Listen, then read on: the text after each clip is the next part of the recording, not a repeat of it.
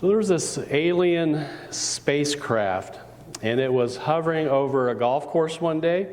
There were two aliens that were manning the spaceship, and they were watching curiously this one golfer out all by himself who was making a little bit of a spectacle of himself. And they were amazed. They didn't know what the game was about. They knew nothing about it.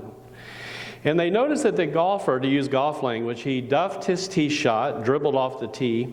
He shanked his second shot into the rough. He took 3 shots to get out of the rough into the fairway. He sliced the next shot into the bushes, and then he took a putter to get it out of the bushes and onto the fairway again. Meanwhile, one of the aliens said to the other that, this guy must be playing some sort of weird game. I don't know what it is, but that's what it seems like. So they continue to observe the golfer. And the golfer then sculled his next shot into a bunker, a sand bunker, by the green. And he took several shots digging out the sand, trying to get the ball out of there. And finally, he got it onto the green. And he took several putts. And finally, he got the ball into the hole. And at this point, the other alien told his partner, wow, now he's really in serious trouble. If you didn't know the game of golf, I guess you would think that. We seem to be on the cusp of discovering something really interesting in terms of the possibility that there are things out there in the universe that we're not familiar with, like life.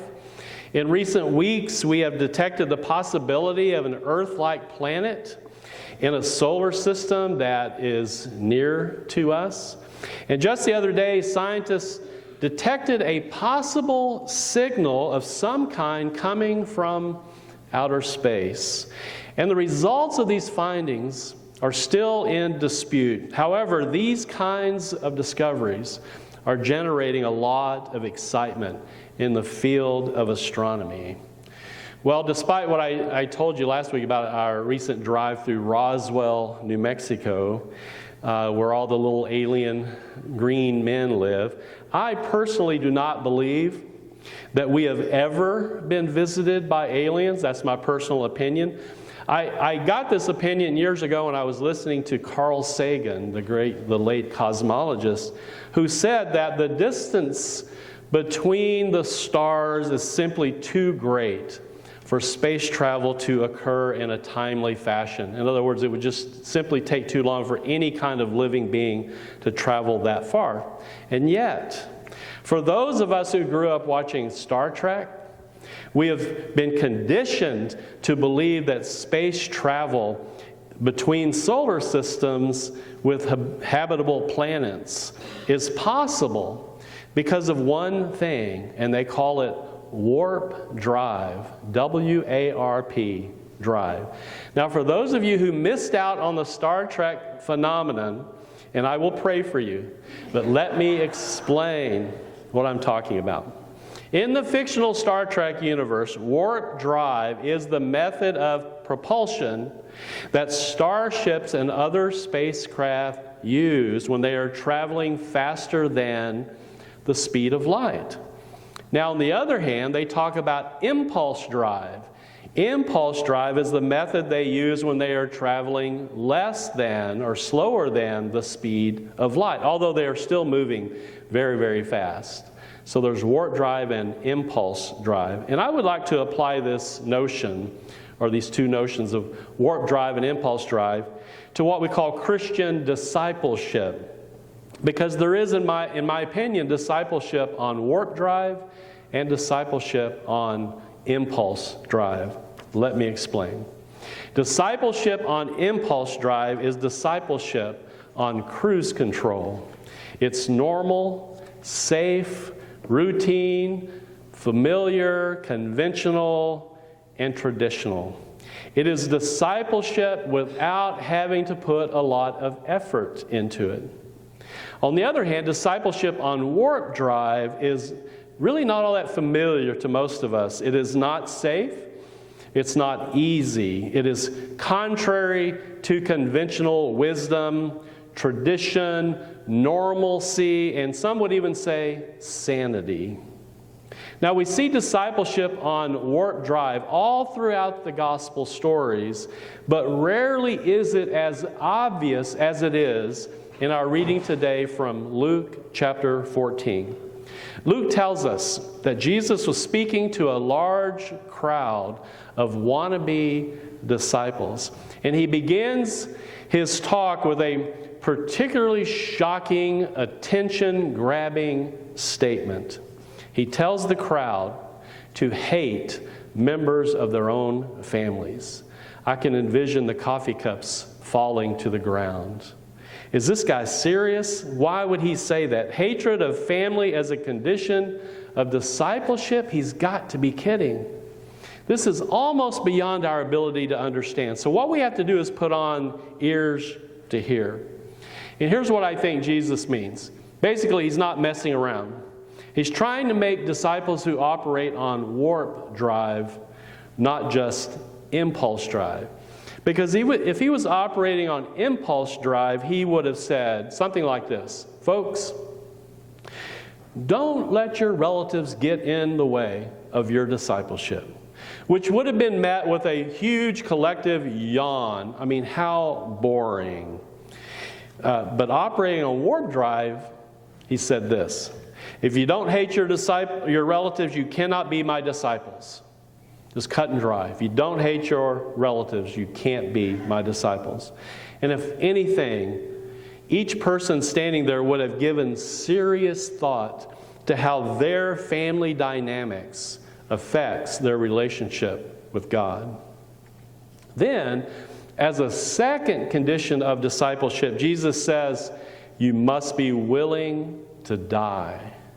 He says, whoever does not carry their own cross and follow me cannot be my disciple. That's obvious reference to death, because that's the manner in which he died. Now, if he had been operating on impulse drive, he would have said, you know, following me can get a little bit tricky at times. People may not always appreciate what you have to say or what you do, so be careful. Yawn. But Jesus is operating on warp drive.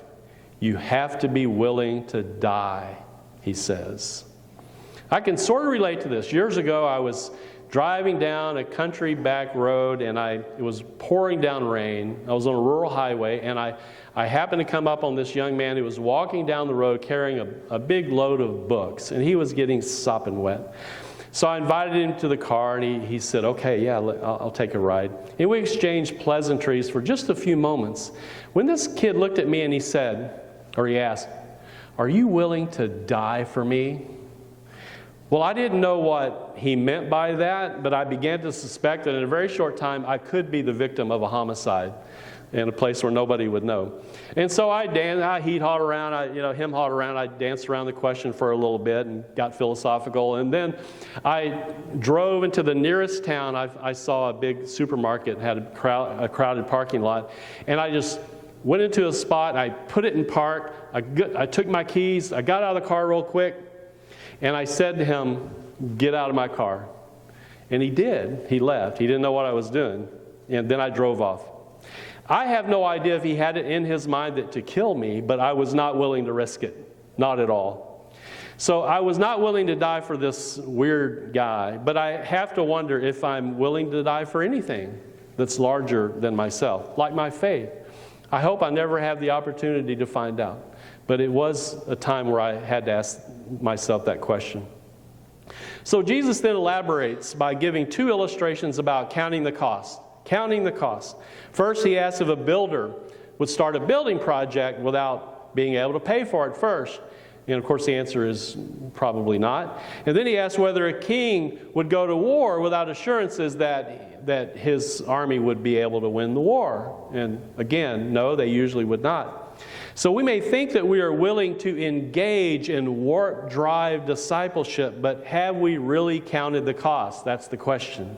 Do we really know everything this entails to be a follower of Jesus Christ? And this is what Jesus is trying to communicate to this crowd of wannabe disciples.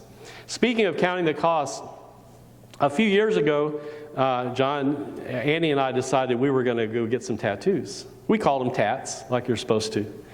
And I talked to other people who had tattoos, and they assured me, no, it doesn't hurt. It doesn't hurt at all. So I analyzed the situation. I counted the cost, so to speak, and I decided, okay, I'm ready. Let's do it. So Annie and I, we went to get our tattoos. I have to admit, I was not ready for that level of pain. Yes, it did hurt. It hurt me. About halfway through the process, I asked the tattoo artist if anyone had ever backed out before the tattoo was completely done. And he said, no, and you don't want to be the first. So I endured the pain, and I got my tattoo. I was having a midlife crisis. I don't know, whatever. Jesus is telling us in this passage not to go into God's tattoo parlor without first counting the cost, without being completely ready to do whatever it takes, to endure whatever pain is necessary. And this means, among other things, to be willing to be a family outcast and to be willing to die for a cause greater than yourselves. But as Jesus is not finished, he concludes his little talk to this crowd with another condition for discipleship. And this is another doozy. He says, give away all your possessions. I can just see the coffee spewing through their noses at this time. How could he possibly be serious? You need to remember, though, that the crowd that Jesus is speaking to is probably a crowd made up mostly of peasants. They didn't have a pot to you-know-what in. They did not have toilets, right? Nothing. Even today, I think, poor people can hear this condition for discipleship much more willingly than people who have a lot of possessions. Most of us, I'm afraid, would rather take our little whiteout that we used to use all the time and mark through these words in our red letter edition of the Bible. But again, really understand what Jesus is doing here. If he had been operating on impulse drive, he would have said, hey guys, go through your attic, your basements, your garages, and find a few items for the church rummage sale or the card party or things like that. Then you can be my disciples.